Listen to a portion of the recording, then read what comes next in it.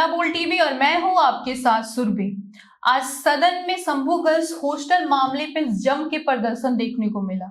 इस गंभीर मुद्दे पर सदन में कार्य स्थगन प्रस्ताव लाया गया और मामले पर चर्चा कराने की मांग की गई, लेकिन इस मामले पर चर्चा करने के लिए मना कर दिया गया। वहीं सत्ता पक्ष के लोगों ने शिल्पी गौतम और चंपा विश्वास का केस के बारे में सवाल उठा दिया। क्या कुछ हुआ सदन में, इसके बारे में हमें विस्तार से बताएंगे हल्ला बोल टीवी के संपादक दीपक शर्मा। देखिए, सत्ता पक्ष के विधायकों ने आज पूछा कि चंपा विश्वास भूल गए जी, या भी पूछा कि शिल्पी गौतम भूल गए और किसी और ने नहीं पूछा। वरिष्ठ विधायक जदयू के भगवान कुशवाहा ने पूछा जी। और भगवान कुशवाहा ने जब पूछा कि चंपा विश्वास कलेक्टर की पत्नी थी, आईएएस की पत्नी थी, उसके साथ क्या हुआ। पूछा भगवान कुशवाहा ने कि शिल्पी गौतम के साथ क्या हुआ जी। जिनको नहीं पता है उनको बता दें, चंपा विश्वास एक आईएएस अधिकारी की पत्नी थी जिनके साथ राष्ट्रीय जनता दल के तब के एक दबंग राजद नेता ने रेप किया था। और इसके बाद जब मामला उठाया गया था तो उन्हें ही धमकी दी जाने लगी थी, प्रताड़ित किया जाने लगा था और सरकार से इस मामले में कोई मदद भी नहीं मिली थी तब आईएएस पति को और न पत्नी को। बाद में राज्यपाल से मिलने के बाद, मुलाकात करने के बाद इसमें एफआईआर हुई थी और तब सजा हुई थी। जो आरोपी राजद नेता था उसे बाद में हाईकोर्ट में वो कई सालों की सजा काटने के बाद हाईकोर्ट से बरी हो गया था। तो यह चंपा विश्वास केस था। शिल्पी गौतम हत्याकांड आपको पता ही होगा। शिल्पी मिस पटना थी और शिल्पी को एक गेस्ट हाउस ले जाया गया था और उसके साथ रेप किया गया था, गैंग रेप किया गया था और उसके बाद उसका विरोध करने पर गौतम की भी हत्या कर दी गई थी। शिल्पी और गौतम हत्याकांड को लेकर बहुत बवाल मचा था और इसमें भी राजद के कई नेताओं के नाम जो सीएम हाउस से जुड़े हुए थे उठे थे। आज यह मामला उठा, लेकिन सवाल यह उठता है कि जब बिहार के लोगों ने शिल्पी गौतम हत्याकांड देखा, जब बिहार के लोगों ने चंपा विश्वास जो एक आईएएस अफसर की पत्नी थी उसके साथ रेप होते देखा, तब तो उस सरकार को हटाकर नीतीश कुमार की सरकार लाई गई और अब नीतीश कुमार की सरकार में शंभू गर्ल्स हॉस्टल कांड हुआ है।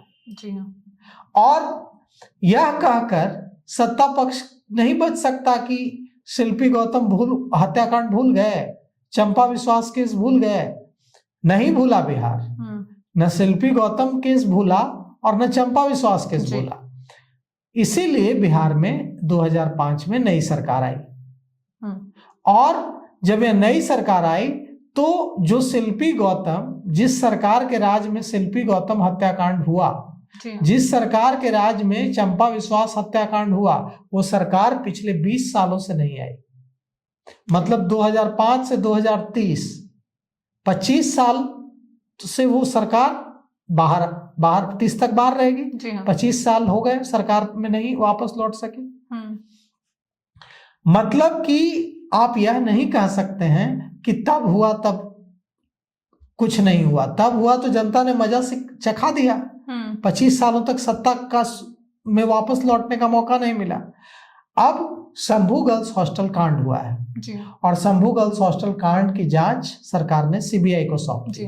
लेकिन आज इस शंभू गर्ल्स हॉस्टल हत्याकांड की गूंज आज बिहार विधानसभा में भी खूब सुनाई थी। दूसरी बार बजट सत्र के दूसरे दिन इस मुद्दे पर कार्य स्थगन प्रस्ताव लाया गया और मामले पर चर्चा कराने की मांग की गई।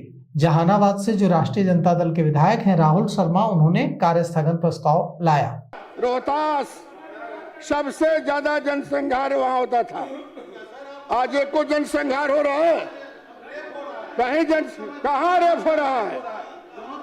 अरे भैया राहुल जी, पहले तो रेप था, बिना एफआईआर नहीं होता था। आप बताइए, भगवान बाबू कई जगहों पर रेप होता था हजूर, तो एफआईआर इनके राज में नहीं होता था।